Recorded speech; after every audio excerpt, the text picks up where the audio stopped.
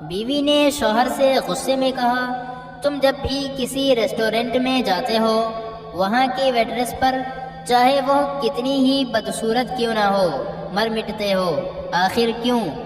شوہر بولا، کم پیسوں میں اچھا اور زیادہ کھانا حاصل کرنے کے لیے۔ آدھی رات کو کسی نے ڈاکٹر کو فون کیا اور کہا، ڈاکٹر صاحب مجھے نیند نہیں آ رہی۔ ڈاکٹر نے جل کر کہا، تم ٹیلی فون کو کان سے لگا کر لیٹ جاؤ، میں تمہیں لوری دیتا ہوں۔ افسر نے ایک امیدوار سے انٹرویو لیتے ہوئے پوچھا، تم کتنی جماعتیں پڑھے ہوئے ہو؟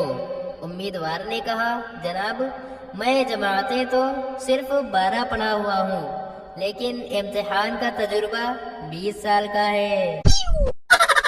کتے فروخت کرنے والے کے پاس کئی کتے تھے۔ ایک صاحب کو ایک کتا پسند آ گیا۔ انہوں نے کتے بیچنے والے سے پوچھا، کیا آپ کے پاس اس کتے کا شجرہ نسب ہے؟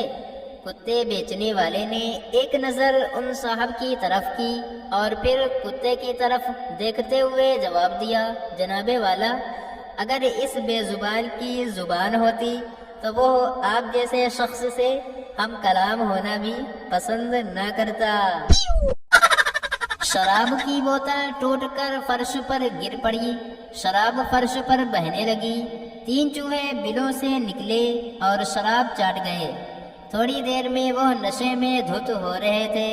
پہلا چوہا نشے میں للکارا، میں جا رہا ہوں، محمد علی باکسر کو سیدھا کر دوں گا۔ دوسرا چوہا بولا، میں چین جا کر معاوضے تنگ کو ختم کر دوں گا۔ تیسرے چوہے نے مسکرا کر کہا، میں اوپر جا رہا ہوں بلی سے شادی کرنے۔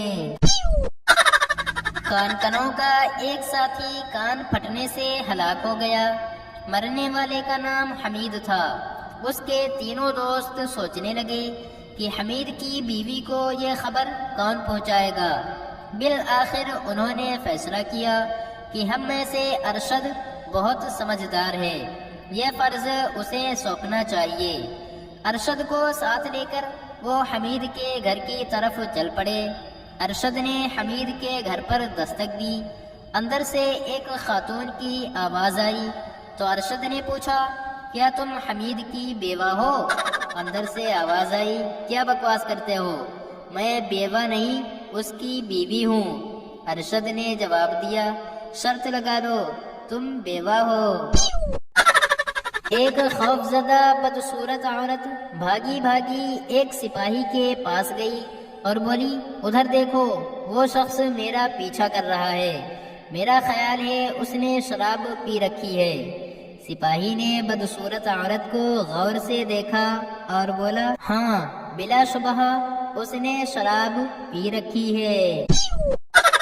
ماموں نے اپنے بھانجے سے پوچھا، کہو بھائی، کیا تمہارے بھائی نے بولنا شروع کر دیا؟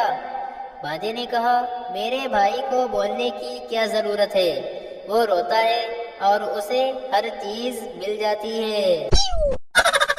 والدین خاصے پریشان تھے کہ ان کی بچی بولتی ہی نہ تھی۔ جب وہ بڑی ہوئی تو ان کی پریشانی مزید بڑھ گئی۔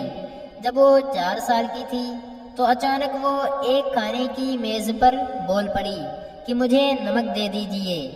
اس کو بولتے سن کر والدین بہت حیران ہوئے۔ پھر خوشی کے مارے پوچھا، بیٹی آج کیسے بول پڑی ہو؟ بیٹی بولی، آج تک مجھے جو کچھ ملتا رہا مجھے پسند تھا، آج کھانے میں نمک کم تھا اس لیے بولنا پڑا۔